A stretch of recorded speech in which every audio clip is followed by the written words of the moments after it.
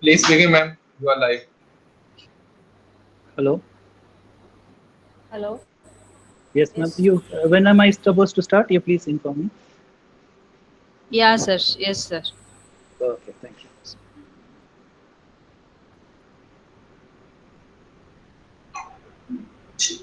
Madam, you can start. Okay, sir.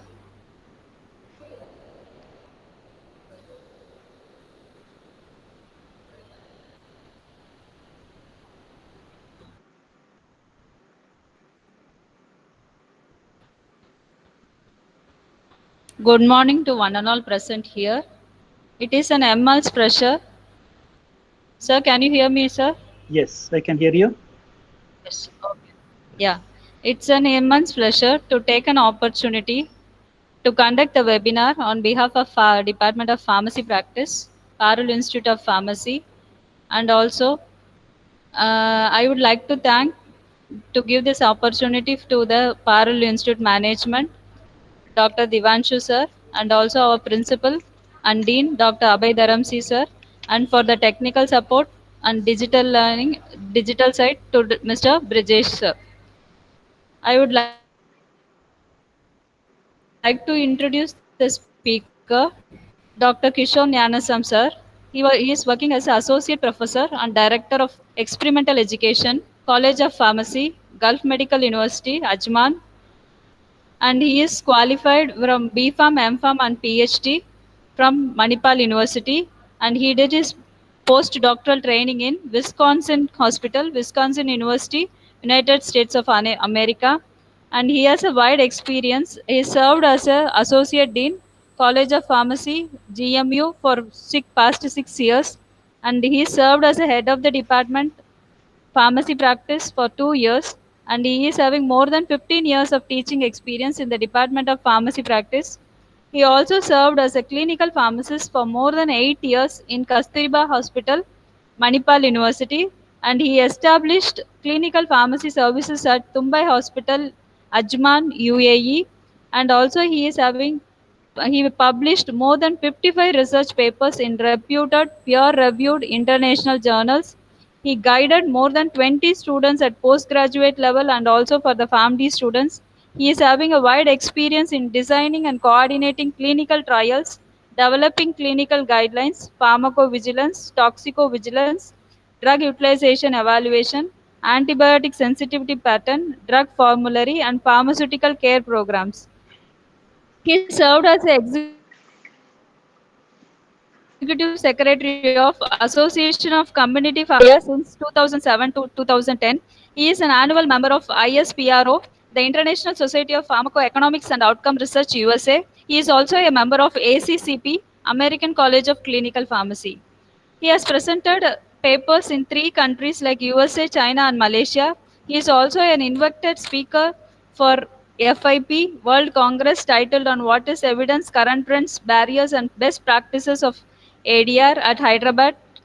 And also he is a resource person for continuous medical education to the community pharmacists. And also he is a resource person for AACT sponsored quality improvement program for teachers. Welcome you, sir. Hello. Good morning. Yes, sir. Thank you, Over. Dr. Lavanya, and thank you very much for this introduction. First Yes, of sir. all, I want to thank the Institute of Parul University and for giving me this opportunity to participate as a guest speaker. And I want to thank the Dean. Sir, thank you very much for giving me this opportunity to be part of your team. And also, I thank Dr. Lavanya for arranging all this wonderful meeting today. And I welcome all the students and the faculty of Parul University. Good morning to you, sirs, and welcome, madam. And ma'am, today I am going to discuss about research methodology, which is very common for all departments. It's not only particularly for pharmacy practice. This particular research methodology is applicable for all type of departments, including pharmaceutics, including pharmacognosy, and also non-pharmacy people also. It's very useful because this is about creating evidence. So I want to just start the topic. I want to introduce about systematic reviews. I think all of you might have heard about this topic called systematic reviews or meta-analysis. So here I am mainly focusing on how we can develop as new people, as introducing for the new students, PharmD students, as well as for the faculty or maybe for other university faculty. I would recommend that this is a very good systematic review, is the best method of research methodology. And today we are going to go discuss about the practical approach. So it's going to be more about the clinical approach. How am I going to conduct a systematic review? And we are going to see how, I'm going to give you some examples, and I'm going to share my experience about this systematic review and how we encourage students as well as postgraduate students in this research methodology. Okay, so let me begin. So today we are going to talk about systematic review. We are going to approach this particular topic under methodological purview. We are going to study about how we are planning, designing, development, and also we need to critically appraise the systematic reviews that we have also developed. So as we begin, I am just going to give you the objectives of this today's training. At the end of this particular session, we expect that the audience is going to learn what is systematic review. We are going to compare systematic review with meta-analysis, okay, and we are going to study how this is going to happen and how this is going to really be important in our real practice, in our professional clinical practice, as well as in our research practice. So it is also going to, we are going to discuss about the important steps that we are going to approach during the development of the systematic review. And we are going to study about the critical appraisal of articles. As we know, we are going to collect articles during this process, and these articles must be critically evaluated for precision, for the validity, and we are going to study about how to critically appraise the quality of the research articles that we are collecting. And finally, we are going to use this information into our real practice. So we are going to interpret such findings from research articles and how we are going to help in decision-making process.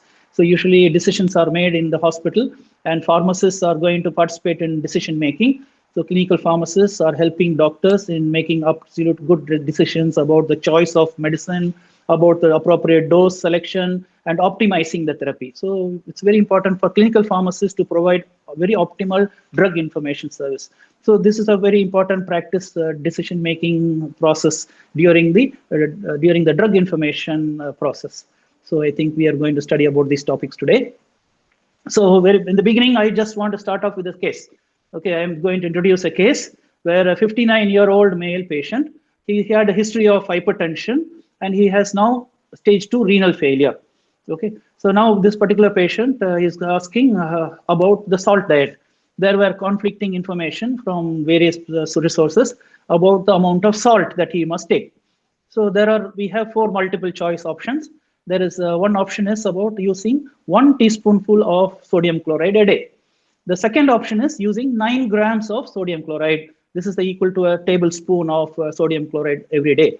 There is another option that is many literatures are saying that there is no need to take salt in your food. So these are the 3 different options. And there is another option which says, oh no, there is nothing to worry about salt. There is nothing to do with your hypertension or your renal failure. You can take as much as salt as you require. So these are some of the conflicting answers for the hypertension patient. So now the patient is absolutely confused. Now it is the duty of the clinical pharmacist. He's going to find a good answer for this particular patient. So how much of salt can I take in a day? So now if the pharmacist goes by his own decision, by his own intellection, by his own knowledge, he will decide that he should not add any salt. But you know very well, there is a scientific background of sodium chloride, which is required for the heart functioning as well as for the muscle action. So we need a certain amount of salt.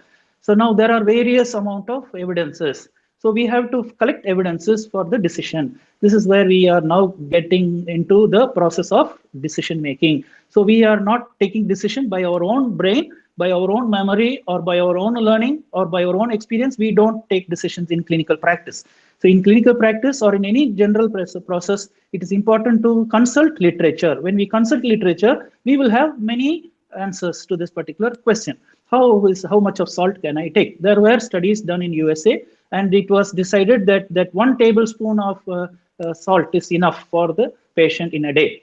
And later studies in UK, they proved that no, there is no need for 1 tablespoon, which could be more than 10 grams. So they did some randomized clinical trials called as RCT trials, and they proved that 9 grams of sodium chloride is very safe, and patient can continue with 9 grams of salt in a day, and he will not have any complications. Then there were latest studies in the USA by the American Heart Association. They came to a conclusion that no, there is no need to add salt because food contains enough salt by its own nature, like bread or if for example vegetables, they have their own salt content, and that salt is more than enough for the body requirement, and there is no need for salt. So these were the three conflicting answers from different countries by different randomized clinical trials. So as a clinical pharmacist, what decision should I take and what decision should I inform my doctor?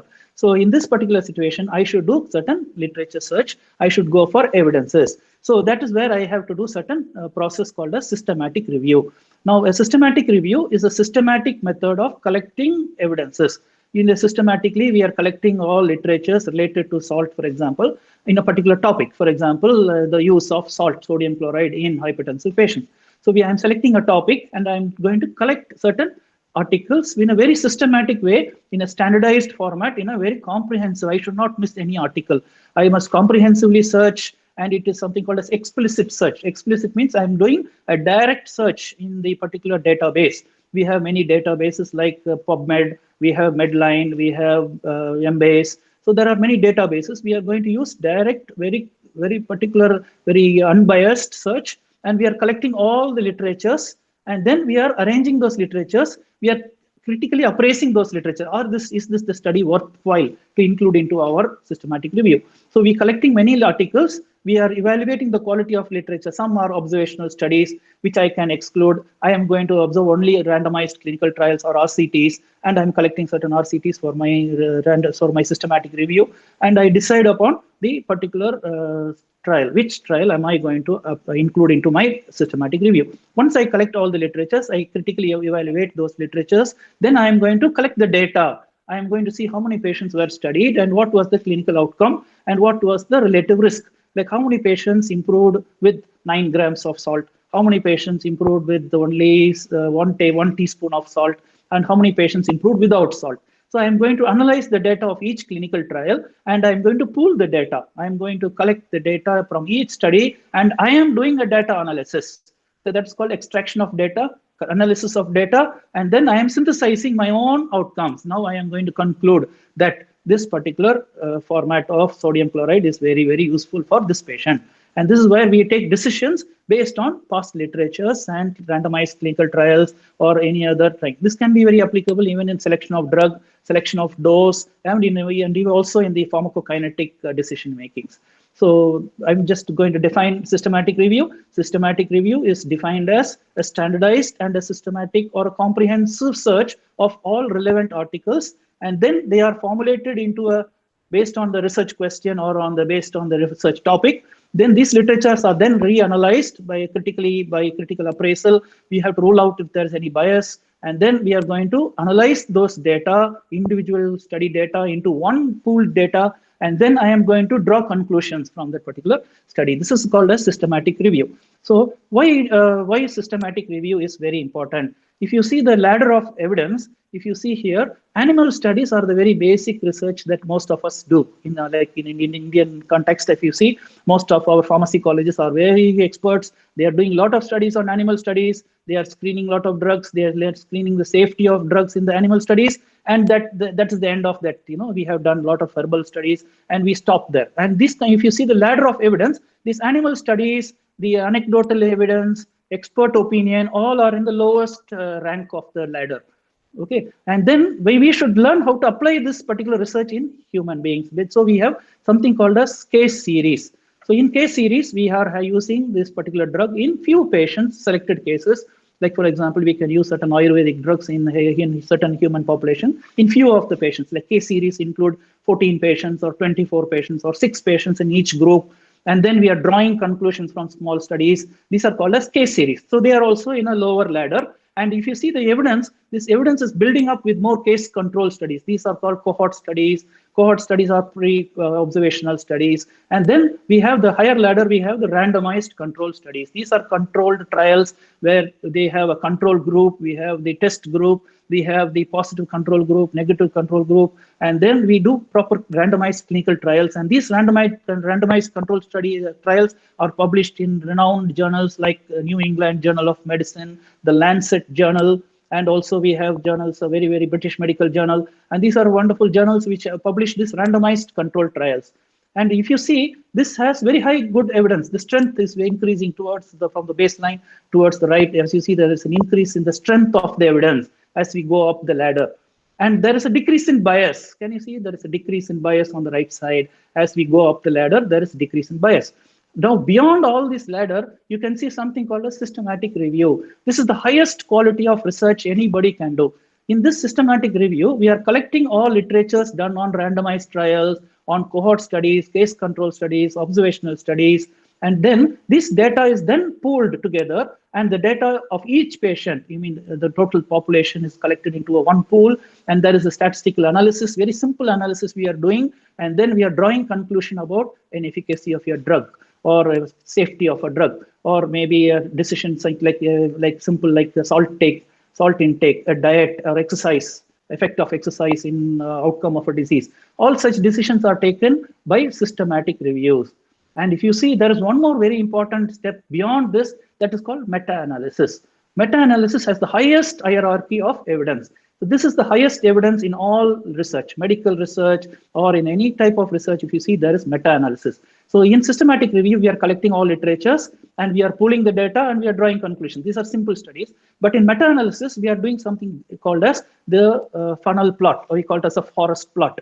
Okay, we are drawing all this data that is being collected in systematic review, and we are showing it in a graph called as the forest plot, and then we are showing in a pictorial demonstration about the efficacy of a drug or the efficacy of a particular intervention. So the meta-analysis is the highest hierarchy of evidence. So this is a very important diagram whenever we remember about the evidence, quality of evidence. So the higher the quality of evidence, the greater the applicability. So meta-analysis can be easily applied into our decision making. A systematic review can be easily included into our practice, daily practice. A systematic review can be very helpful in developing therapeutic guidelines. You know, clinical pharmacists are authorized and they are supposed to be trained to develop clinical guidelines. So whenever we want to develop a decision in the clinical guideline, you have to look for systematic reviews and interpret the data that is available in systematic reviews. And then we are going to incorporate into our clinical decision guidelines, and we are going to use it in our daily practice. So this is where the hierarchy of evidence develops, and the word systematic review is the highest quality of evidence. And beyond that, we have something called meta-analysis. So we must know how to differentiate between meta-analysis and systematic review. I'm going to show you later. Now, who are the people who are going to do systematic review? Clinical pharmacists are very helpful in decision making. When a doctor wants to select an appropriate drug, he wants to compare a drug A and drug B, and he wants to choose between A or B. Then the doctor will ask the pharmacist to provide drug information. So the clinical pharmacist will collect all literature, he will do a systematic review, and he will inform the doctor about the most appropriate choice. And he has to also help the doctor in choosing the best dose. And also he must help the doctor in monitoring the outcome of a therapy, whether the drug is effective or not, whether the drug is producing its expected effect or if it's producing any toxicity. So all these things are part of the decision making by clinical pharmacists. So clinicians are also nowadays involved in this systematic review because they are developing newer systemic like surgeries, surgery techniques, surgery interventions are also introduced. So they want to know the evidence and they are also participating. B.Pharm students, PharmD students are very useful, can also do systematic review because it is very helpful in publications. As you know nowadays, universities are ranked according to the number of publications, isn't it? So you can see many of the foreign countries, they all have very good impact journals, and these impact journal articles are very useful in their career. For example, they can grow their career in research by doing systematic review. Any student can begin their systematic review even from the second year. So this is an experiment we started doing in our college, and students from the very first year are introduced to the systematic review, and then we are training them in the second year, and by the time they finish third year, they have one publication of systematic review in their own career, in the B.PharmD, the Doctor of Pharmacy program. So we have introduced that and we are doing it very seriously, and we are now training students to be expert in systematic review. And it's very useful, and nowadays students have published a lot of articles. So they begin in the beginning of the second year of PharmD, they have started publishing with systematic reviews. And also, like we have Cochrane group of authorities, they develop clinical guidelines, and you know very well, we have NCCN guidelines, we have guidelines called American Heart Association guidelines, we have the GOLD guidelines, Okay, we have the American Rheumatoid Arthritis guidelines. We have many cancer guidelines, Australian guidelines. All guidelines are developed based on the evidences, and all evidences are developed based on systematic review and meta-analysis. So that's why it's very, very useful for all type of professionals, including non-clinical pharmacists. So when you want to develop good research, you do an animal study. The next step is to try it on human clinical trials, RCT, and collect all RCT literatures. And then you are supposed to expected to do a systematic review. And that is how we implement our basic research in the real practice. This is what's called translation of research. The initial findings must be translated into real practice. This is where the meta-analysis and systematic reviews are very, very helpful. And it is a milestone, and it is a life-changing experience. Okay, now why we need to use systematic review? There are plenty of journals that are being published. More than millions of articles are available in the internet. You can see here, you go to PubMed, you can see thousands of journals, and each journal they have thousands of articles.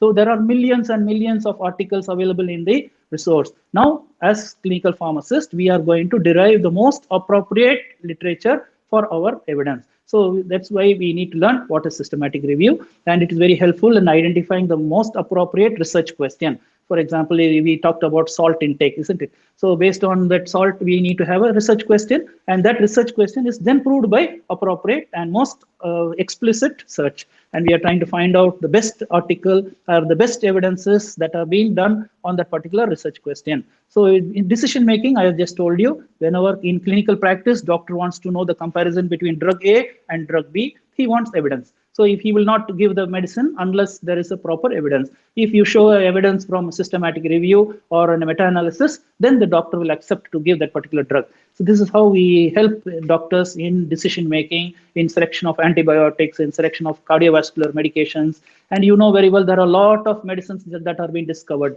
In 2019, there you know about, I just want to share my experience of Lifamulin, which is an antibiotic, which we are doing a systematic review. And our postgraduate student is doing that research review on Lifamulin, which was just launched in 2019. So every year there is a new drug that is being introduced into the market, isn't it? So when there is a new drug that is launched into the market, we do not have evidence. So we need to compare the drug with the existing antibiotic outcomes, and then we need to show whether the new drug is having therapeutic efficacy or no. That is where we take decisions about new drugs that are launched. So it's very useful in deciding the best drug for the patient. So we can also minimize bias. You know very well, some people have bias. For example, I have been practicing for 20 years, and I know that salt is not at all safe. So I have certain bias that salt is not good for the patient. So I am biased. But if another new discovery with a new clinical trial is just launched, or new meta-analysis available on use of 5 milligram of sodium chloride is more safe compared to 9 milligram, then then I have to change my mind. I have to switch over to a newer decision. So this is all avoiding of bias. So many people, many wrong practices or many medical errors, medication errors occur because of bias. And there is a lot of errors can happen because of biased decision making. So pharmacists must provide the best evidence and help in decision making and selection of the most appropriate, most safe, and most efficacious medicine for the patient. Okay, so I was just telling you about the new molecules. Can you see here? So it's 1933, there were no drugs discovered. Very, very few drugs were discovered, and the rate of drug discovery is increasing over years. And by 2013, you can see here more than 200,000 drugs have been discovered. We can see there are about 3,000 to 4,000 drugs in the current market. Okay, so you can see the number of articles published and the number of new molecules that are being entering into our market. So as clinical pharmacists, we are expected to create evidence. So we are creating evidence, and then we are helping in decision making. So after we decide, we know what is systematic review, I think. So you all of us know systematic review means collection of literature. Very systematically, you collect literature, collect all the evidence, and then you are drawing conclusions based on the data. So there is something called meta-analysis. Meta-analysis means using that data, we are developing certain interpretations using forest plot or forest diagram or funnel plot. Okay, funnel graphs we use, and we are depicting the picture of our findings in systematic review. So it is just the next step of systematic review. It is also a part of systematic review. So you can see here, meta-analysis is also part of Can you see this intersection? So systematic review includes many meta-analysis also, because meta-analysis means collection of data and pooling the data and drawing conclusions. That's meta-analysis. Okay, I'm going to show you the difference between meta-analysis and systematic review. So systematic review is nothing but collection of literatures. So you have a research question. This is very, very important. Okay, the development of a research question or a topic is very, very important. Selection of the topic. It should be very, very explicit. The word means it should be very clear. It should be very, definite. Okay, protocol. The question should be definite. It should be well-designed question. I will teach you how to develop a research question, a very important step of our research.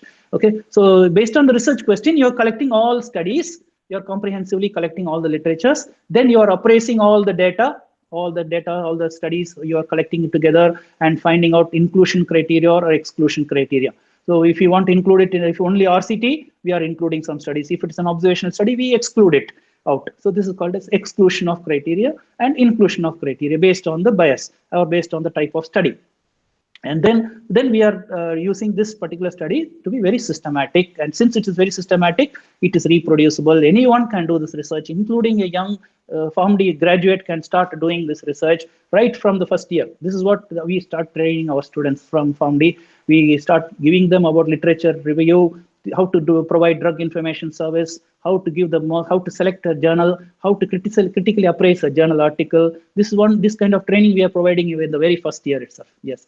And now, as I told you, what is meta-analysis? Meta-analysis is the next step of systematic review. Here we are collecting the study result from the systematic review, collecting all the result, and then we are making it more clear by using some formula called as the confidence interval and the relative risk calculation and odds ratio. I'm going to teach you about how we are going to do the odds ratio and systematic and the relative risk. And then we are going to analyze this data in a systematic way. And we are showing it in a graph called as the funnel plot, isn't it? Funnel plot or the forest plot. We are using to depict this particular data, which is found in systematic review. After we do the systematic review, collection of data is done in systematic review. This data is then made simple and made in a clear depiction in a picture called as the forest plot or the funnel plot. So this is what we call meta-analysis. I think now we are very clear about these two evidences. These two are the best evidences in clinical research, and any decision making like clinical guidelines or any national decisions like WHO decisions for any therapy. For example, we have COVID now. We had a lot of evidences about hydroxychloroquine. Now that drug is not used alone. So now we have Remdesivir. Now this drug is being shown to have promising effect. Now there are many trials being going on. Then all these trials are then collected into one study, and then we are taking a decision whether hydroxychloroquine can be given as a monotherapy for patients with COVID. Or we have another study, we have now Remdesivir, whether this drug can be used in combination or whether you can give it as a monotherapy along with other drugs. So this kind of decision making is done based on such clinical trials, and based on clinical trials, we are developing systematic reviews and meta-analysis. Okay, now the main goal of our study is to study how to develop a systematic review. This is a very important competence, this is a very important skill, and it's a very simple skill, nothing to be afraid of. And I always recommend now students should start doing this systematic review. That is my main purpose of helping you as a guest lecture. I have come here to help all of you to start preparing a systematic review. How do you go about preparing a systematic review? The first step is to develop a research question. Can you see here? It is a research question. This is very, very important for us. I think I gave you an example. A patient who was 56 years old. He had history of hypertension. He had a history of renal failure. And now we need to decide whether we need to include sodium chloride for this patient. How much of sodium chloride is helpful for this patient? This is what is our question, research question, isn't it? So we included the patient data, isn't it? We used patient. That's why we call PICO. Can you see here? That's called PICO. PICO means patient. In the research question, you should include the patient. Where is the patient hypertension? Yes. Is the patient renal failure? Yes. So we are going to study the effect of drug in or sodium chloride in or any intervention in patients with renal failure or in patients with hypertension. Intervention. What is the intervention? Sodium chloride is our intervention. Whether sodium chloride is safe in this patient. Okay. Comparison. I want to compare between two groups, isn't it? I want to compare 9 grams of sodium chloride with no sodium chloride. Or I want to compare with 1 tablespoon of sodium chloride with no sodium chloride group. So I have two groups of comparisons. So I am going to compare two groups of treatment, two groups of interventions I'm comparing, and the outcome. What is my clinical outcome? Is the patient worsening with the symptoms? Does he develop further complications of renal failure, or whether he is developing end-stage renal failure, or whether he is having recovery, remission from renal failure? That is what we look for. Our goal is always to help in remission, help the patient to improve from the comorbidities and the complications. So we need to decide based on a research question. So the research question is developed using a PICO model. What is PICO model? P stands for population, I stands for intervention, C stands for the comparison, O stands for outcomes. So when you develop a research question, I need to include this PICO into my research question. So let me try to formulate our example, which I just told you. The current systematic review is aimed to evaluate the importance of the amount of sodium chloride that is required for patients with hypertension or renal failure, and to appropriately select the most appropriate dose of sodium chloride that is very helpful in improving patient outcomes like complete remission. So this is what is my research question. So I hope you understood about the research question. So whenever we develop a research question, we should have a proper statement. The statement should define about the population that we are including, the intervention like sodium chloride or maybe a new drug. For example, I'm going to show you one study about St. John's wort. Okay, whether John's wort is helpful in patients with depression. So that's what is my intervention. I'm comparing with other antidepressant drugs, and I'm having an outcome of improvement of the particular patient's clinical symptom, or whether the patient is worsening, whether there's any adverse reaction with this particular treatment. So these are all called as PICO model. So the first step and the important step is the formulation of a research question. After we formulate a research question, the next step is to start searching for literature. We cannot just randomly search literature because we might miss out some literature, some evidences might get lost. So it is very important to systematically collect all literatures related to that particular treatment or related to that particular disease condition. So we should not miss out any literature in the internet or maybe in the database, maybe in the gray literature, unpublished articles, maybe in some research conference somebody has presented. So such articles are very, very useful. So all type of information must be collected very systematically. That is why we call it a systematic review. We collect all data about all evidences related to that particular clinical question. And next step is to literature search. How do you go about literature search? We have many good databases. You heard of PubMed database. All of us might have heard of PubMed. Okay, you heard of Google Scholar. You might have heard of Embase. You would have heard of Medline Search. So these are very important database for medical literatures, okay, related to medicine, because clinical pharmacists are often related to medicine. So we can search PubMed. You can also search some chemistry database. Right, you have many databases like a chemistry tox index. So we have very good databases. Okay, so we should not miss out any database because there is a possibility of losing any literature. So we are doing a very systematic literature search, and that is very important step. The next, after you collect the literatures, you are including some data, some studies, you're excluding some studies because they are biased. Because sometimes some pharmaceutical company will publish an article and they will tell this drug is very useful, and some company will say, no, this drug is not useful. So we should select those studies which are not biased. So that is very important of selection of study, and we are excluding which are not worth studies because some are not good, they are not dependable, because they are not precise, they are not properly done, they're not designed studies, they do not have a control group. So it's very important to select the very, very, very appropriate randomized controlled trials, because that is the highest evidence. And then we are doing literatures. We can also do systematic review with simple case studies. With simple animal studies also, we can do an animal systematic review. You collect all animal studies done in different countries, in different part of India. We collect all those data, and you reanalyze these studies, and you develop a particular conclusion, whether this, for example, I told you about St. John's wort, whether St. John's wort is useful in anxiety. We can collect all animal data. You can develop the data extraction, collect all the data, and then you can develop a conclusion. Yes, this St. John's wort is very useful in patients with anxiety. It is very useful in patients with significant depression. So these are all about the data extraction. The next step is to interpret results. I told you about after we collect the data, we are interpreting results. That's where meta-analysis is very helpful in interpreting the data. Meta-analysis is collecting the data. So systematic review stops around the data extraction and we interpret the results. This study, all these studies show that this particular drug is very effective.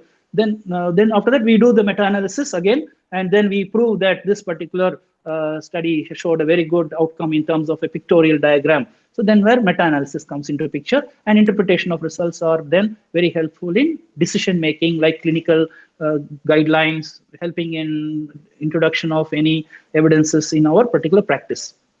I hope you understood about the process or the steps of writing a systematic review, right? So now I'm going to the next step, as I just showing you the steps again. The first step is to formulate a question. These are very, very important steps of developing a systematic review.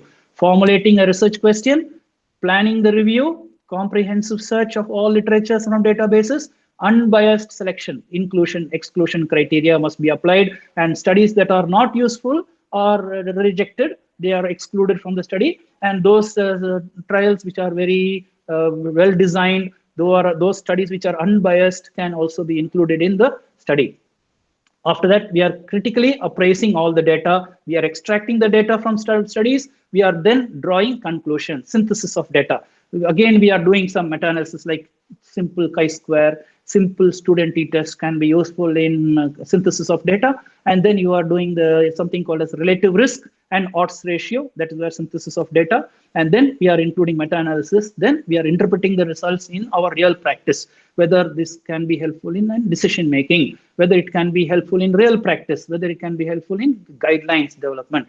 So this is where our decisions are made. So these are very, very important steps. That is why we called it as systematic review. We need to follow these steps very systematically. That is why if you don't follow these steps properly, then we don't call it a systematic review. It is just simple literature review. When you don't follow these steps, we can publish literature. Reviews are accepted in all good journals. If you don't do these steps, then we call it as simple literature review. Or we can also call it as simple clinical reviews. We can call it as simple critical reviews, critical appraisals of literatures. When you don't do it systematically, we don't call it systematic. We call it as critical appraisal of literatures. We call them as a literature review. We call them as we call this envisage of this research. These are kind of things that we can call by different names. These are different types of systematic reviews. Okay, so now the first step, as you know, we are developing research question. So it's very important. I told you the model called PICO model: population, intervention, comparison, outcome. So population should be included in our research question. We are going to study the effect of St. John's wort. That is the intervention. We are going to study the clinical effect of John's wort in patients with depression, especially in pregnancy patient with pregnant patients with depression. And we are going to study the comparison with standard antidepressants like sertraline, like we have many other antidepressants like amitriptyline, okay, tricyclic like imipramine. We can compare St. John's wort treatment with standard or existing conventional therapy. That's our comparison. And we are going to see the remission of clinical symptoms or the decrease in the depression score. The depression score is usually done by a depression scale. We call Mini-Mental Score scale. We use that to calculate the amount of the extent of depression, Mini-Mental Score. And we are going to study the effect of a ability to decrease the score in the particular intervention. So this is all very, very important step during any review question. Okay, I think you understood what's PICO model. This is a very, very important steps during a process of systematic review. The next step, I just was talking to you about St. John's wort. All of you know about St. John's wort, you would have studied. This is a very common drug, mostly used in our country like UK, UAE. Right now I'm here. Plenty of people are using this drug called St. John's wort. You know, there is a, in the UK and all the European countries, St. John's wort is very easily available. This is available in any grocery store. We can buy this St. John's wort. People are using this for very common practice. They use it for sleep. Whenever they want to have a sleep dysfunction, they start using this St. John's wort. So St. John's wort is becoming very, very important intervention from our side as clinical pharmacists. So I just want to show you an example of this case. Okay, this is my research problem. I hope you're all listening to me and you're able to hear me clearly. Okay. Okay, I want to introduce a patient who's a 28-year-old pregnant lady who comes to the clinic. She's been diagnosed with major depressive disorder. She was on SSRI, selective serotonin receptor inhibitor antidepressant called citalopram. This was her actual medicine. She was taking on these medicines. Then her friend suggested that St. John's wort is very helpful in treating depression. So this is what she had an idea. So she came to the psychiatrist, and the psychiatrist wanted to know whether I can give St. John's wort for this lady. She's pregnant lady. Now, as you know, citalopram is not safe because these drugs can produce depression. They can lead to a lot of changes in dopamine, and they can lead to toxicity. So the doctor wants to know whether St. John's wort can be given for her treating depression, whether it is safe, whether it is efficacy, whether it can control her depression, because she has having major depressive disorder. Psychiatrist asked the clinical pharmacist for safety and efficacy of St. John's wort. This is the real problem. Now, how am I going to approach this particular case? I am going to first develop a question, research question. I am going to start with the PICO model. The PICO model is the patient, the pregnant lady with major depressive disorder. The intervention is St. John's wort. I'm comparing with citalopram, and I'm going to see the outcome with decreasing in the depression score. So this is the research question. And now for this, I should develop a protocol. I must develop a strategy of search. This is why we always, whenever you do a research, we do a protocol, right? Without protocol, you don't do any research, right? So that's why we were to standardize, to make it very organized, to make it systematic. We always have a protocol. So we need to develop a protocol based on this particular search. Okay, now I am going, this is my research question. This is my research process. I am going to search all literatures from PubMed. I am going to search all literatures from Medline. I am going to search all literatures that are available from Google Scholar. I might search from all my library resources. And this is called gray literature. I might search all kind of Cochrane database. I might search for the Clinical Trials Registration Association. So all these things are some of the protocol what we develop. And then you are collecting the literature. Then you are going to appraise the literature. This is the approach to answer this particular question, whether St. John's wort is helpful for a pregnant lady in depression. This is what we draw conclusions. Okay. Next step, as after you develop the research question, the next step is developing a research protocol. This is a very, very important step. Again, the next step is developing a research protocol. It is called a systematic review. That means it is organized search process. So it is not randomly searched in all database and you draw conclusion. That is the wrong process. That we can call it as a simple literature search. But whenever you do a proper systematic review, you do a proper review called protocol. How do you develop a protocol? So this protocol is also called as a roadmap. You know, when you want to reach a destination to your college from the airport, if you want to travel from the airport to your college, I must know a roadmap, right? You use Google Map, right? So if you go to the left, you are on the wrong route, and you might land up with, you might lose your time, you may lose your energy, you lose money. So that's why we use a roadmap to go reach your site on time, and we reach the college without any loss. So you have a map. That's how you develop a protocol. This is an explicit protocol. What do you mean by the word explicit? Means it is a defined protocol, well organized. There is no deviations required, and there is no loss. There is no deviations. So that's what we call standardized protocol. So it should be consistent. It should be very well. It should be reproducible, and it should be very explicit. It should be very validated, and it should be very precise. So that's why we use that protocol, very, very systematically developed protocol. I think all of us, all the faculty, all the research scholars are very experienced in developing protocol. So this is how a protocol should be developed in the standard format that is used in any research method, and we get approval from certain bodies. Okay, so I'm just showing you one example of a protocol template. We use templates from the PRISMA. PRISMA is one association which helps in guiding how to develop a research protocol. This is called a protocol template for a systematic review. So in the first step, you're giving a background introduction. What are the important population? So you know about depression. For example, relevance. What is our relevance? Is this study useful for patients? Yes, this study is useful because it's a pregnant lady who is wanting to know whether the depression is, whether it can be controlled with St. John's wort. Then you are does any evidence occur? Was there any other studies done? Was there any other research done? Justification. Is there a need for the study? Is there rationale for the study? the PICO components. What are the PICO components for the research question? So this is our research question, which is also called as the research objective. The research question is the guideline for the whole study. So that's why the research objective is made here. And then you are now having research strategy, search strategy, the method. What electronic basis are you going to search? Are you using PubMed? Are you using GOAT? For example, you're using Medline. Are you using PubMed? Okay, so we have to write all the databases that you're going to search. Then what are your key search terms? Yeah, what are the keywords we are going to use? I'm going to help you to learn how to search the key search terms. And then what are the sources we are going to use? And this is the inclusion criteria, exclusion criteria, and how are the language, English language, some are French, some are Chinese. So we are selecting the appropriate language of our study and we are rolling out the study. Then you're using quality check is done by Prisma. Prisma is a quality checking board. We can register our study in Prisma or in Cochrane, and it's a free database. We can register them and they will give approval for our study. They will help us in developing the research protocol. So Prisma and Cochrane are very good centers which can help in developing this particular data synthesis. How are we going to analyze the data? How are we going to interpret our data? This is what is very, very important about our experience, what database you have, timetable, all these things are very good template. So this is the template is given by St. Duke's University. I have put it for you for reference.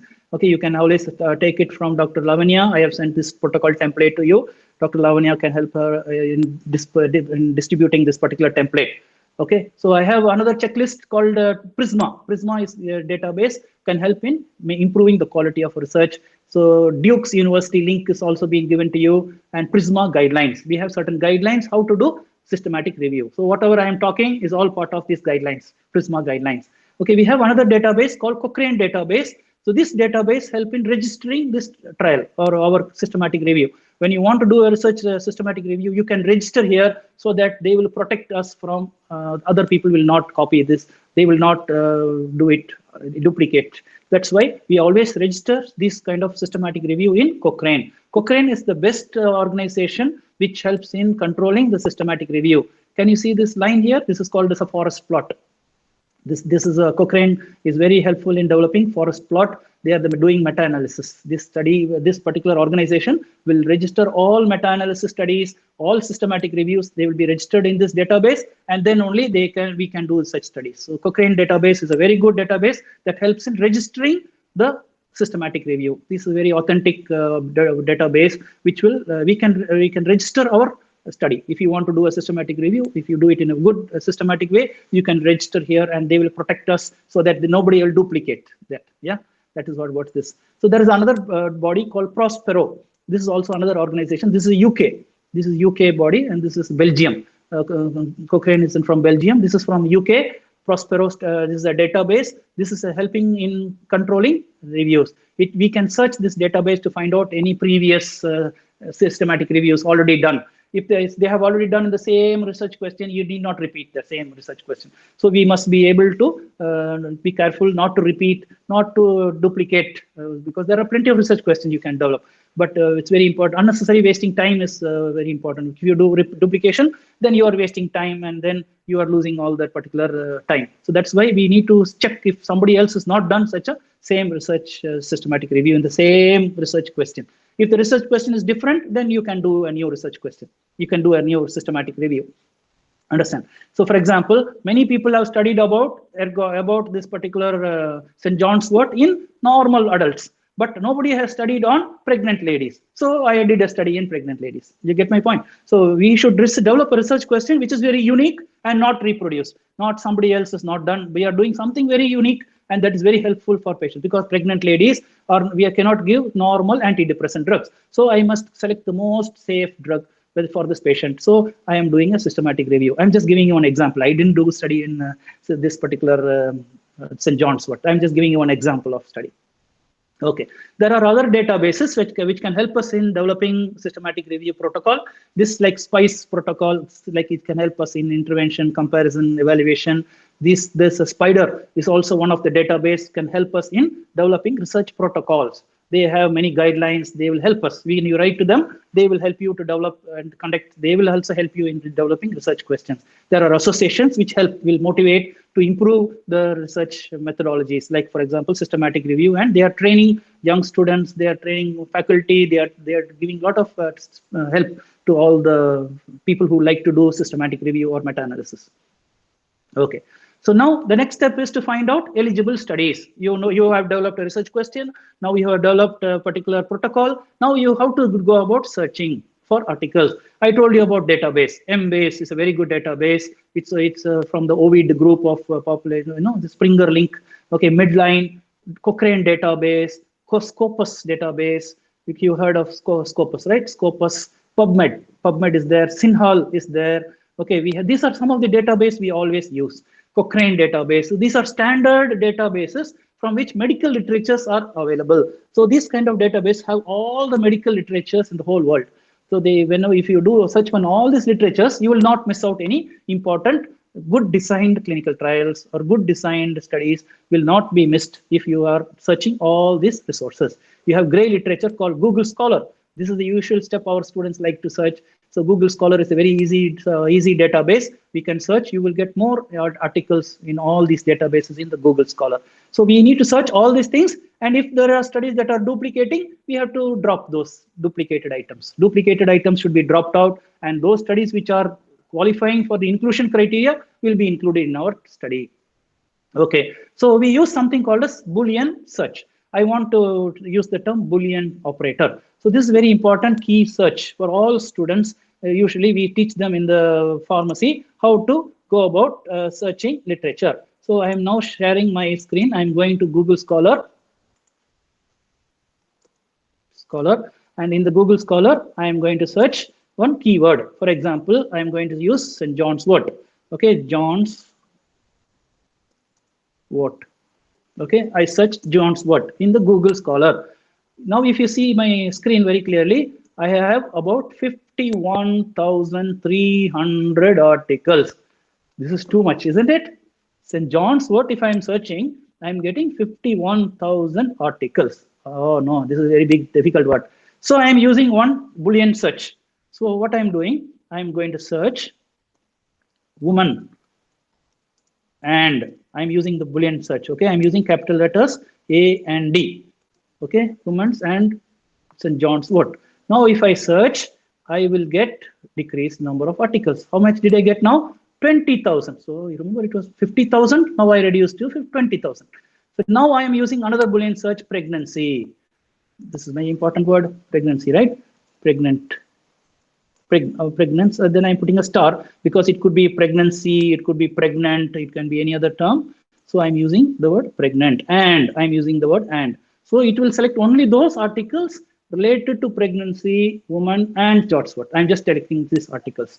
Now, if I do a search, now again it has come down to 20,000. It's not including much. So I'm just including pregnant. See, now I reduced to 7,000. See, from 50,000 it reduced to 30,000. 18,000. Now I reduced to 7,000. Very good, no? Isn't it? Then my number has decreased. So these are very key search. This is called explicit search or called Boolean search. Now I want to do another search. I want to do compare. Isn't it PICO model? No, I'm using pregnant ladies. P is my population. I'm using intervention, John's Wort. Then I'm using comparison. I want to compare with sertraline. I'm comparing with sertraline. I want to compare this drug, efficiency of this drug. Again, now it has increased to 15,000, no problem. Okay, now it is increased. Now I'm going to use the word or. If I use and, then it's increasing, right? Or now I'm going to use the word or. So I'm going to see, these are different type of Boolean search. Instead of using the word and, I'm using the word or. Now if you see, now I have come down to 8,000 articles. Now this is not enough for me. So I am doing some more search. Or I'm going to do, now I'm going to use amitriptyline.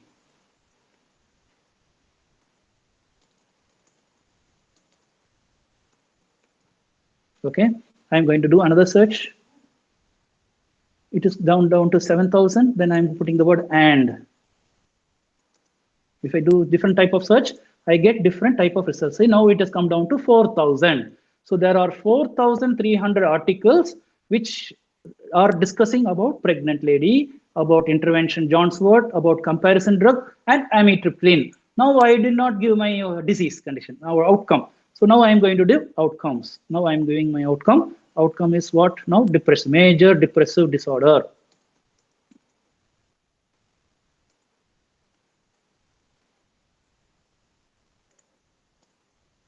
I'm searching major depression disorder. So now if you see, you are getting now 3,000 articles. It has come down. Okay, then I'm trying to use depression. I'm using the word major, I will remove depression. 3,000 articles. So we are now narrowing down the search, and now we can search whether these, I'm going to search all these articles one by one, and then I'm going to exclude that study which is not useful. I will only select RCT. Can you see here? I'm using this randomized study.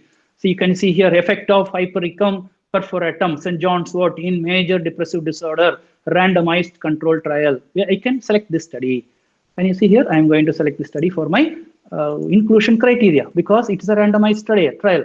So it's a randomized trial. I am going to see the effect of in a major depressive disorder, but whether they did it in pregnant lady, I don't know. I have to search each article. And if it is not done in pregnant lady, then I will exclude the article. And if it is done in pregnant woman, then I will select the study. I will include it in my search, and I will do the data analysis. Then I will compare many studies. There could be, this is just one study. I could get about 50. This is JAMA. JAMA means Journal of American Medical. No, JAMA is Journal of American Medical Association. It's a very good article. So now next step, I'm going to look for PDF article, read the article carefully, and then I will include it in my study or exclude from my study. After I include the study, then I will do the data analysis. I hope you understood, right? So this is all about the method of doing research, okay? Okay, sorry. I'm going back to the particular trial, just a minute.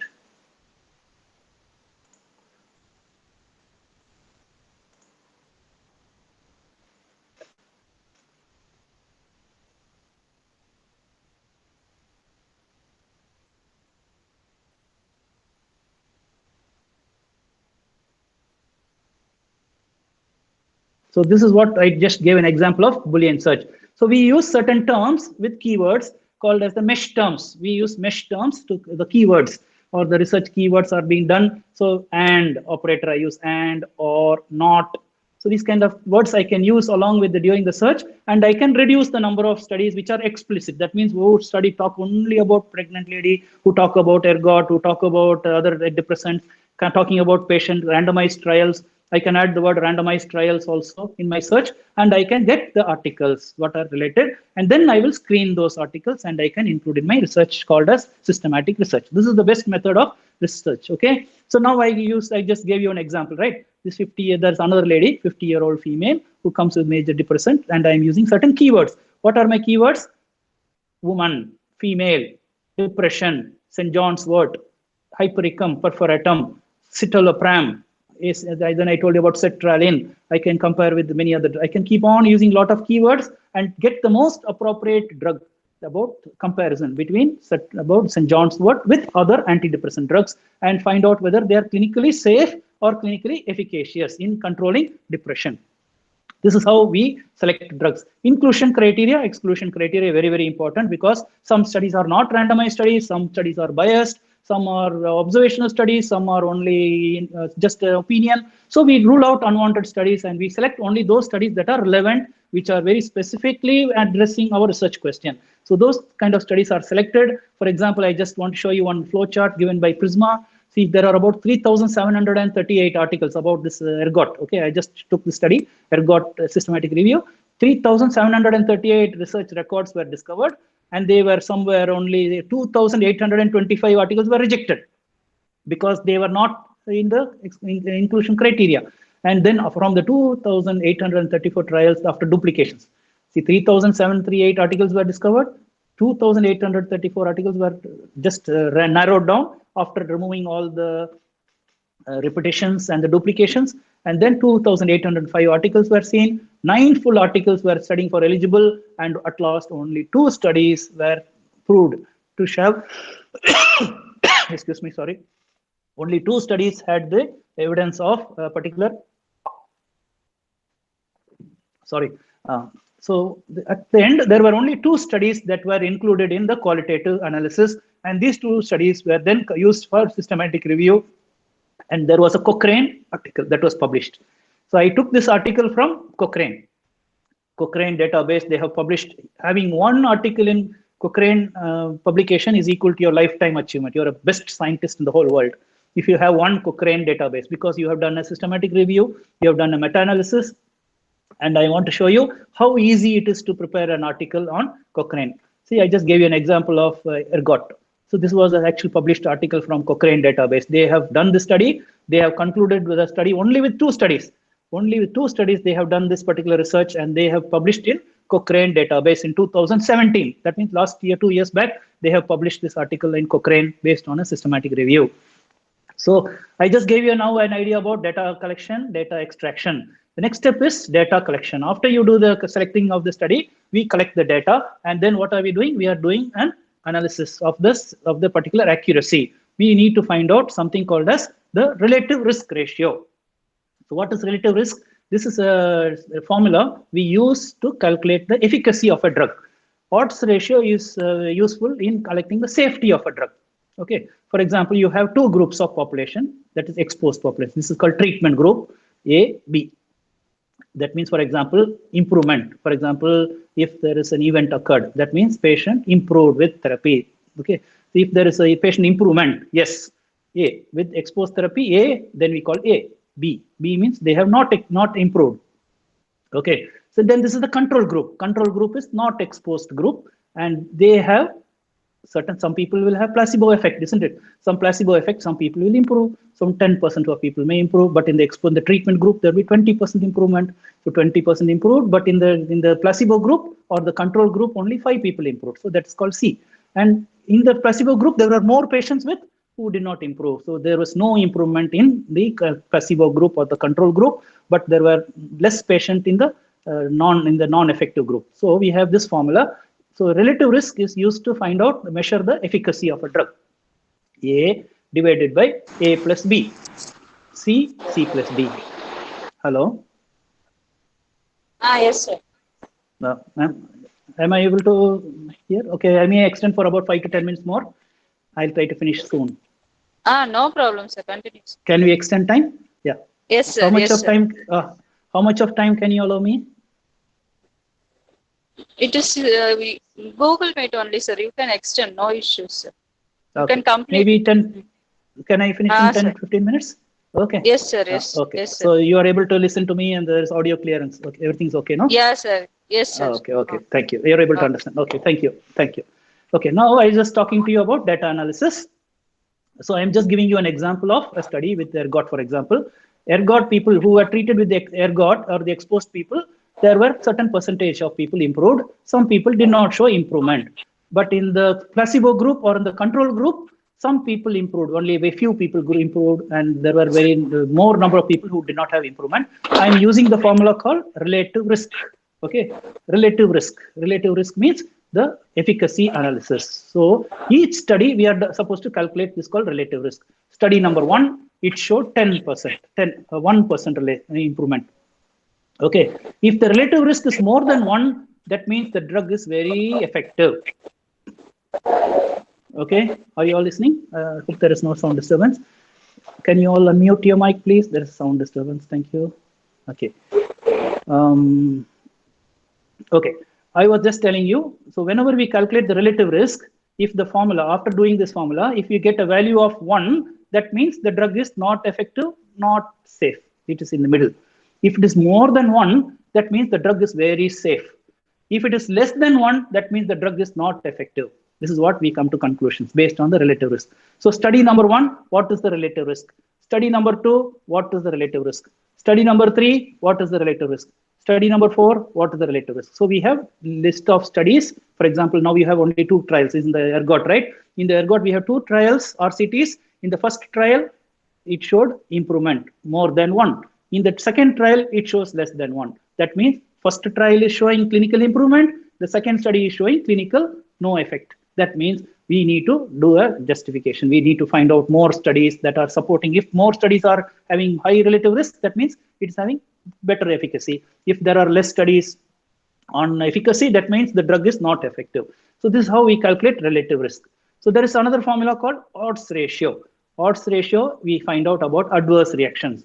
If the drug is producing side effect, for example, ERGOT, we are trying it in a pregnant lady. If it is done on a pregnant lady, and if there is any adverse effect to the mother or to the fetus, then we call it an adverse event. So if there is an adverse event, for example, in the treatment group, in the exposed group, we call A, in the B, we call no adverse event. In the control group, if there is any adverse event, we call it as C, and if there is no adverse event in the placebo or control group, we call it as D. So we calculate odds ratio using the formula A by B divided by C by D. So this is what we call odds ratio. If the odds ratio is more than 1, that means the drug is toxic. Okay, if the odds ratio is less than 1, that means the drug is safe. You get my point? So relative risk, if the value is more than 1, it is very effective. If it is less than 1, it is not effective. Odds ratio, if it is more than 1, that shows it is toxic. The drug is not safe. But if the odds ratio is less than 1, that means the drug is very safe. We can give it in pregnant ladies. So I hope you now understand about safety and efficacy. Efficacy and safety. Efficacy, we are using relative risk. For the safety, we are using odds ratio. This calculation is done for each study. For example, in trial number 1, there were 100 patients. 50 patients took test drug, ergot. For example, our St. John's wort, 50 people were treated with St. John's wort. 50 people were with control group. They did not receive the ergot. They received only escitalopram.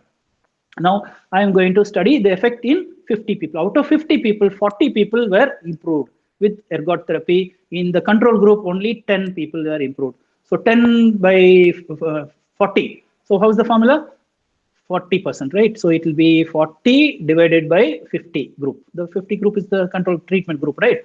So 40 people improved in the treatment group. But in the control group, 10 people improved. Only 10 people improved out of 50. So now if you calculate, we can find out the relative risk will be more than 1. If it is more than 1, that shows the drug is effective in trial number 1. In trial number 2, we have to do the same risk ratio. And in trial number 3, trial number 4, we have to do risk ratio and find out if the drug is effective. Then you are making a forest plot. That is called meta-analysis. You make a forest plot in a graph. If you show it, the same data, study number 1, what is the RR ratio, what is the OR ratio, you show it in a table format, in a plot graph, we call it as meta-analysis. Is it easy? Yes, it's very, very easy. Nothing to be afraid of. Okay. Okay. Now, what are the? So we have certain softwares that can help in meta-analysis. Okay, meta-analysis. They are very helpful. RevMan is a very free database. It's available in Cochrane. All of you can download this RevMan. It is by practice. You enter all the data from each study, and then you will find out what is the relative risk ratio, what is the odds ratio. It will give us directly. You need not calculate. Need not use the formula directly. It will give you the data exactly. It will give you confidence interval also. So it is very useful. RevMan is a very good database. We started using it, practicing it. Even our first year, second year students also are using RevMan database. It's very helpful in doing meta-analysis. So we can help with the odds ratio. Relative risk ratio can be calculated by this RevMan software. And it will also develop a plot, forest plot for us. It will develop the meta-analysis easily for us. It's very, very easy now. Okay. This is called as a forest plot. After we did the RR ratio, correct? We did the RR ratio. This is called relative risk. Can you see here? This is the relative risk ratio. So this is the intervention group. I told you about the intervention group. What is intervention group? Our simple St. John's wort group. In the John's wort group, 1% out of 131 people had treatment, had improvement. Okay. And here in the control group, 2 people had improvement. In the control. This was a study by Rowling, J.K. et al. Okay, this is the same study I'm just showing you. It shows that only 2 people improved. So the forest plot is less than 1 because the drug is not effective. You can see here that population who recovered is less. So it is less than 1. Okay, in study number 2, Albus et al. In 2003, they have done the study. And this was the intervention group. There were 7 people who improved after 279 and control group 9 people had improved. So still it is less than 1 because drug is not effective. So another study in 2005 by Hermon et al. They did this study. 3 people out of 1 or 2 patients, they improved, and only 1 patient in the control group improved. So the ratio went above 1. This is called as the null point. This is called the line of no response. This is 1. Can you see? The relative risk is 1. If it is more, that means the drug is effective. So only 1 study shows it is effective, but all other studies are negative. So now there is a total. Now we are doing an analysis called total analysis. I'm doing this analysis. Total 512 patients were done. Okay, at 131, 229. So the total population studied were 512. This population was number was 542. So now I am doing weight, means this 100% weight, okay? So now I am doing the relative risk ratio for this called weighted average. I'm taking the average of each study and I'm taking the forest plot. This is called as a forest plot. This is done by the RevMan software. RevMan software will give us. Can you see here? The first study, relative risk was only 0.5. That means it is not effective.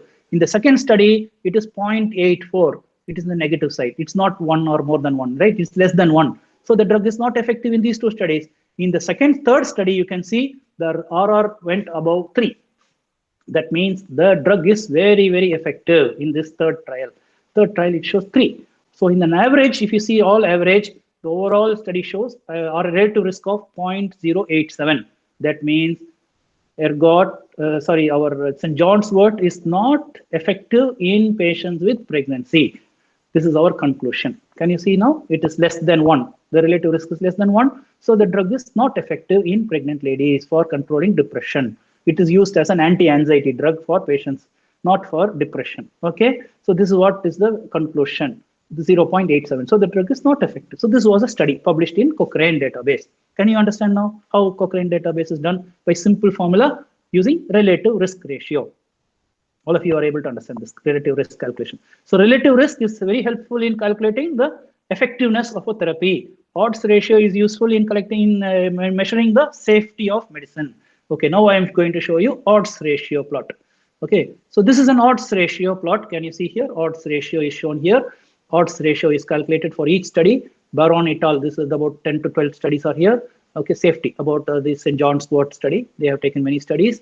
Intervention. Okay, you can see the population who have been studied. Okay, so 26 out of 29.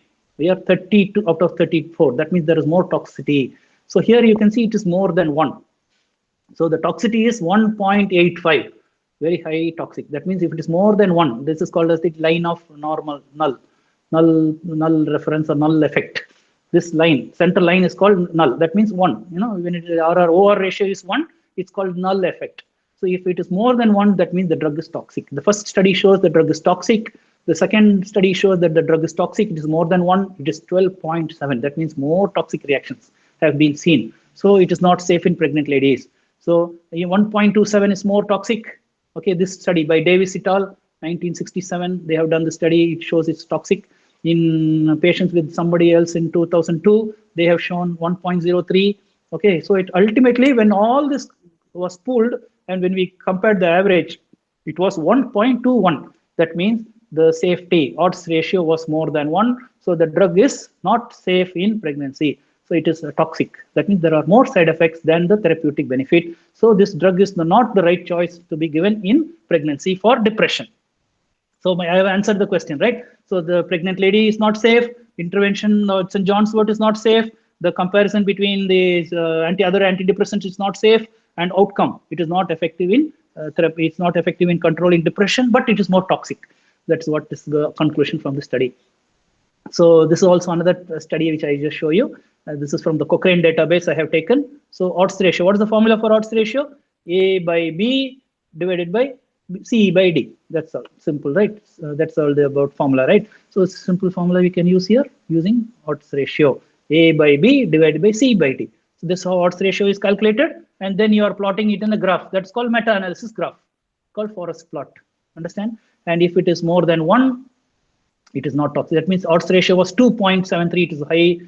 3.75. It is very high. Okay. In which study? In one study, Mr. Rescue 2013 study, it shows 0.9. Only one study showed it is very safe. This particular drug was safe. So that means all other studies and overall it was 1.91. That means more than 1 means it is toxic. This particular drug was toxic according to the forest plot called meta-analysis plot. So these are all about how to develop a plot. Okay. I hope you understood about how to develop a research protocol for systematic review, how to do the data analysis, how to do the risk ratio, how to do the odds ratio, and how to interpret this odds ratio and risk ratio based on forest plot. Forest plot means it is called meta-analysis. If you don't do this only just with simple analysis and you tell this study drug is safe, not safe, then it's called systematic review. Okay. So now how to see the quality of a systematic review? After you develop the research systematic review, you have to check whether the question is appropriate.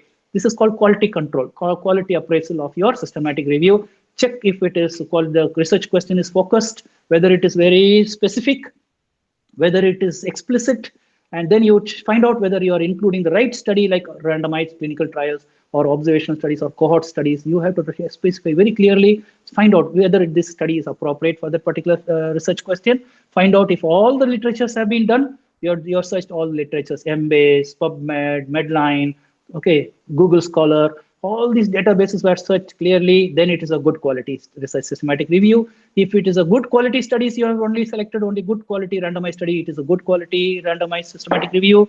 And if it is a precision, if the results are very clear, 1.09% clear, for example, I just told you about odds ratio, that means the drug is toxic. That means more than 1 point is toxic. So if it's very precise, it is very clear, defined outcomes, and if the study population is very clear and it can be repeated again, somebody else who does this same systematic review will also get the same result, then it is very, very good systematic review. It's a good quality systematic review, and you should consider not only safety, you should consider also efficacy. Efficacy and safety both should be done. Some study will tell this drug is very efficacy, but they will not talk about side effects. But here, whenever you do a study, you should do both relative risk and odds ratio. It should not only be safe, not only effective, it should also be safe. So you have to do both RR and OR. If you do both, then only you know that your systematic review is a successful one, and you are able to publish it in the topmost journal like Cochrane database. You can publish it in New England Journal of Medicine. You can publish in the Lancet, British Medical Journal, everywhere you can publish. So every student, including PharmD student, right from first year, they can do this analysis. Okay. So I think now I give an idea. RCT is having more evidence, very good quality of evidence.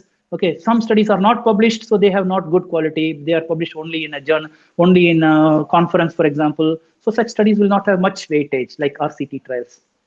Okay, so this is about the quality of bias. Some people are pharmaceutical companies, they do the clinical trial. They will tell that the drug is very effective. They will not do the safety. So it's called bias. So they have bias. They are telling that this drug is very effective, but they will not at all discuss about pregnant lady safety, about drugs toxic in the liver, whether it is toxic, producing toxicity in the kidney. They will never discuss. So this is called biased study. So whenever a study is biased, that means they are not good quality. They must be excluded. And whenever you do a systematic review, you have to identify this kind of risk bias by certain software. We have some risk of bias analysis, whether it is a selection bias, the population selection. Some people might select the wrong population who are already having mild to moderate disease, and they will tell it is very effective in mild to moderate, but they will not be effective in severe illness. So that kind of selection bias might be there. Okay, people performance bias about the study model itself. The study design is not very accurate. They did not do multiple point analysis. They did not do a baseline analysis, second analysis, third analysis. They did not do follow-up testing. Some patients will be lost to follow-up. These kind of people might be lost. So this kind of bias will be hidden, and they will not show it in the real publication. So this kind of bias will be identified by the systematic review analyst, and they can identify it in the systematic review. You have to tell there were 5 studies done, 4 studies were unbiased, only 1 study was biased, so I did not include it in the study. So we can show it that these kind of studies are biased or whether they are not biased, so that we can give very good quality evidence for clinical decisions. Yeah. Okay. So how to take decisions based on practice is based on RR ratio, OR ratio. If the RR ratio is more than 1, you can implement in the clinical guidelines. If the RR ratio is less than 1, that shows it is not. It is more safe. Yes, it can be included in our trials, but in our guidelines. But if the study is showing more toxicity, if the odds ratio is more than 1, that shows it is not safe, it is more toxic. So decisions are made based on this toxicity. One good example I want to tell you how meta-analysis is very helpful in decision making. So when you do anti-statin therapy, all of us know statins. They are used for decreasing cholesterol. So we have atorvastatin, we have simvastatin, we have now lovastatin. When you want to do a comparison between which drug is safe among all this group, it has been proved that atorvastatin is having best efficacy. Why? Because maximal dose, it is the 60%. It can decrease cholesterol by 60%. So it is having best efficacy. Okay, 50% in reducing LDL cholesterol. So it is having very good evidence. So you're including it in our clinical guidelines. So triglyceride levels, it is able to reduce 29% according to meta-analysis and systematic review. It was proved that it has very good 60%. It is the highest compared to lovastatin. Lovastatin had only 40%, Pravastatin 34, Simvastatin 47, Fluvastatin 24, Servistatin 28. Among these 5 drugs, among the 6 drugs, atorvastatin has the best option in reducing serum LDL. It was able to reduce LDL cholesterol by 50%, which is highest compared to all drugs. And also triglyceride, it was comparatively higher than all the drugs. So we recommend that atorvastatin is the best choice for patients with hyperlipidemia. So all these things are done based on evidence, based on clinical trials, based on the calculation of RR ratio or the relative risk ratio. You calculate, you can find out the intention to treat. That is also another formula we are using, intention to treat. And these kind of formulas can help us in identifying which drug is better than the other drug. So now doctors can decide that atorvastatin is better than simvastatin. Now we have a latest drug called rosuvastatin. Rosuvastatin was launched only in 2018. There are very good trials, and it's showing rosuvastatin is better than atorvastatin based on, again, new systematic reviews. So these are all new evidences that are being created, and they are being helping in improving the outcome and decision making. So based on the result, based on such studies, we can learn application. We can learn how we can transfer the results, how we to implement in our real practice, how we can help in decision making.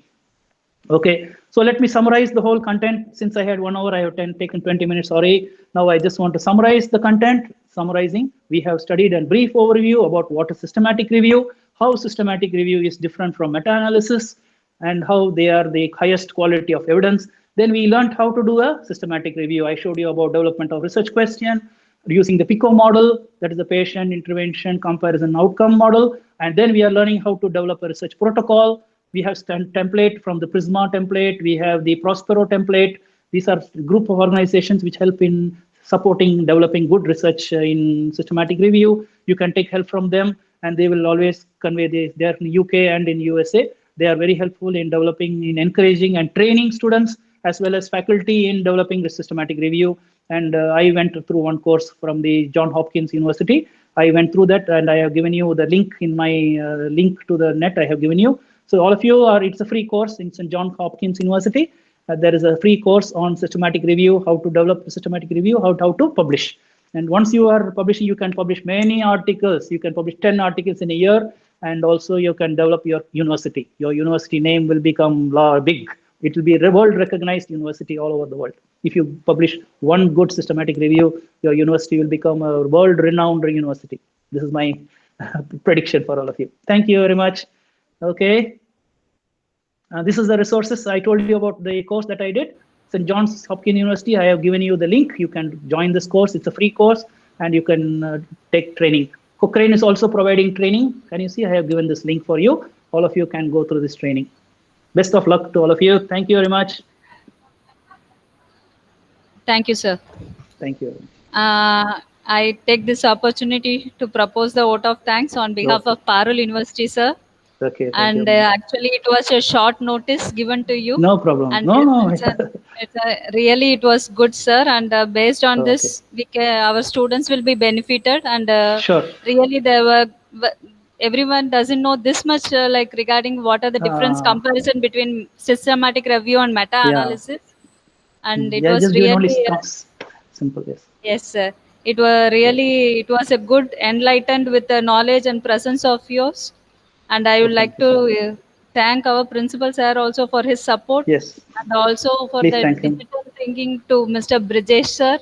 It was continuous, and there was the link was very good. Yeah. And there was and also but the least, I would like to thank our students also for the active participation. And in between, they have messaged also. It was really nice and helpful for them to carry out their projects and all. And from as you said, it will be very helpful for them from the second year onwards, and it will improve the career growth. Yes, really. If you have one publication, if you have one publication, you can get admitted in foreign universities like USA, Cambridge University, Harvard universities. They will take students who publish in good journals. Yes, they will take for post-graduation PhD. They can do very well. Yes. As you said, when they come to the third year or fourth year, they can eligible to publish, and they are ready to publish also. Yes. Faculty can help them. Yes. Yes, sir. Really, thank you for your support and your presence, everything, sir. Okay, Thank you sir. for this opportunity. Thank Bye. you. See you all. Thank you. Yes, Bye sir. bye. Thank you, sir. Thank you. Thank you, Dean Yes. sir. Thank you, the technical issues, and thank you all the faculty.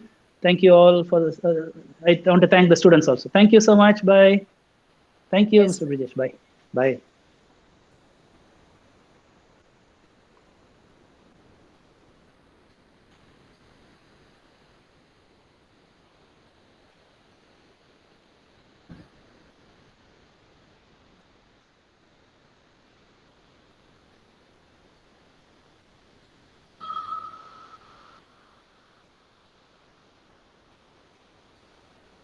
Yes.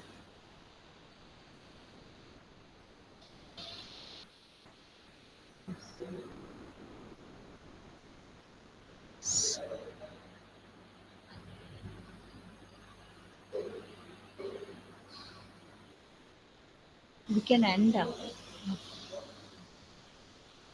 What to do?